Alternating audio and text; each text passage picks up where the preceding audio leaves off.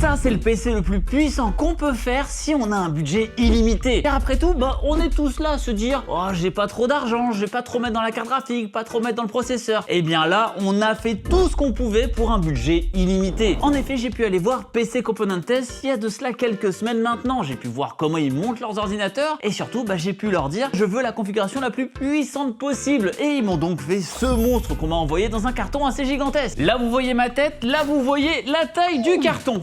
Voilà, je pense que vous comprenez un petit peu. Pour vous dire, des monstres pareils chez PC Component Test, il y en avait plein qui étaient testés les uns à côté des autres et c'est assez impressionnant de voir à quelle vitesse ils arrivent à monter ça. Personnellement, je vais clairement pas du tout à cette vitesse de mon côté. Bon, dans ce grand carton de PC Component Test, il n'y avait pas que des trucs pour du gaming, il y avait aussi ça. Après tout, vous me direz, c'est aussi assez nécessaire pour les longues parties de jeu en fait. Mais il y avait surtout des composants bien vénères. Parce qu'effectivement, en termes de carte graphique là-dedans, on est quand même sur une RTX 5090. Évidemment, je vous l'ai montré dans le mauvais sens, mais une RTX 5090. Et en termes de processeur, on est sur un Ryzen 9 9950X 3D. Clairement, on fait pas mieux aujourd'hui. On a aussi pas mal de mémoire vive avec une fréquence de zinzin, mais du coup, tout ça, ça donne quoi en fait quand on joue à des jeux vidéo? Eh bien, on va aussi tester ça. Évidemment, qui dit grosse config dit benchmark. Et c'est bien sûr ce qui tourne juste derrière avec le PC que vous venez de voir. On a un bon petit score de 30 000 de manière générale. Et bon, j'ai jamais eu ça sur un autre PC avant. Mais donc en jeu, ça vaut quoi alors sur une configuration pareille? Eh bien, en réalité, ça dépend aussi de plein d'autres choses. Par exemple, là, on a un écran 32 neuvième qui peut tourner en 7680 par 2140 et qui en plus est à 240 Hz au maximum. On peut faire tourner quand même quelques trucs de manière assez sympathique, mais pour autant, eh bien du coup, ça va dépendre de si vous voulez votre jeu en ultra, si vous voulez du coup avoir une résolution de fou furieux, si vous voulez avoir un framerate de fou furieux, et aussi d'à quel point vous êtes prêt d'utiliser des technologies d'IA, parce que du coup, il va falloir utiliser du multiframe generation ou encore du DLSS 4, et je sais que certains sont assez réticents avec ces technos-là. Par exemple, j'ai Cyberpunk 2077 qui tourne encore une fois sur une très grande résolution. On parle du coup de deux résolutions 4K l'une collée à l'autre, et pour autant, on est quand même à un bon 170 images par seconde. En tout cas, c'est clair qu'on revoit les jeux de manière différente. Je vous rappelle que ça, ce fameux Spider-Man, est une exclue PlayStation 5 à la base. Là, on est clairement sur un jeu un peu plus joli. Vous pouvez trouver d'ailleurs plein d'autres composants sur le site directement sur PC Component Test, et je sais qu'ils font pas mal de promotions ces derniers temps vu qu'ils sont en train un peu de débarquer en France, et il y a moyen quand même d'avoir des bonnes petites offres un peu sympas. Mais vous de votre côté, c'est quoi la configuration de vos rêves? Parce que en vrai, il n'y a pas besoin d'avoir des trucs du style, et il y a des cartes graphiques bien moins chères que ça. Eh bien, je vous laisse me dire ça directement dans les commentaires en dessous.